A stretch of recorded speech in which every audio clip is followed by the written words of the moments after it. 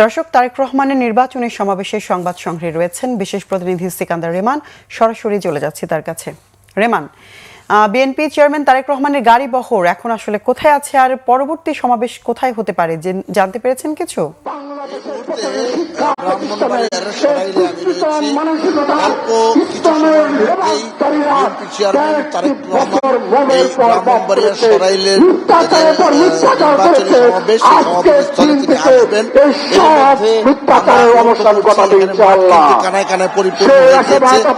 দুপুরের পর থেকেই আমরা জেনেছি যে দুপুরের পর থেকেই এখানে সমাবেশ স্থলে এসে জড়ো হয়েছেন বিএনপির নেতা কর্মী সমর্থকরা।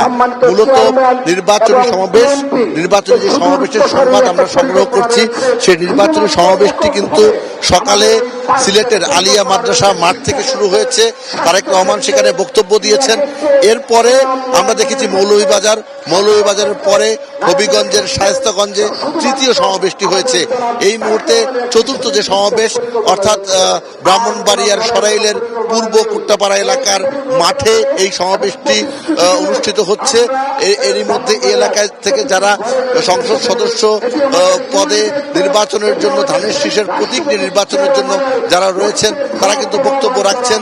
কিছু সময়ের মধ্যে পথে আছেন তারেক রহমান, কিছু সময়ের মধ্যে তিনি এখানে আসবেন এবং দিক নির্দেশনামূলক বক্তব্য রাখবেন।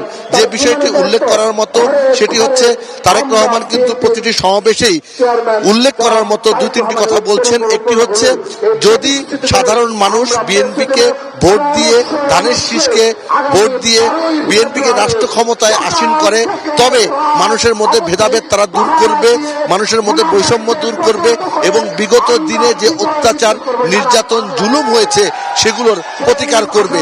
একই সঙ্গে ফ্যামিলি কার্ড এবং অন্যান্য যে কার্ড রয়েছে, হেলথ কার্ড এবং কৃষকদের জন্য কৃষি কার্ডের ব্যবস্থা করা হবে বলে তারেক রহমান আশ্বস্ত করছেন। তবে এটার জন্য দরকার জাতীয়তাবাদী শক্তির সরকার, এটার জন্য দরকার কিন্তু ধানের শীষে ভোট দেয়া। এজন্য তারেক রহমান বলছে, কোনো বিভ্রান্তিতে না পড়ে 12 তারিখে যে নির্বাচন, 12 ফেব্রুয়ারির যে নির্বাচন, সেই নির্বাচনে ধানের শীষের প্রতীকে যদি ভোট দিয়ে জনগণ বিএনপিকে বিজয়ী করে, তবে বিএনপি রাষ্ট্র ক্ষমতায় গেলে সব ধরনের বৈষম্য দূর করবে এবং অতীতে যে সমস্ত ভুল ভ্রান্তি হয়েছে, সে বিগত সরকার 15 বছর যে অনিয়ম করেছে, গুম খুন নির্যাতন করেছে, সেগুলোর তিনি বিচার করবেন। একই সঙ্গে বলছেন। রেমান, ধন্যবাদ আপনাকে।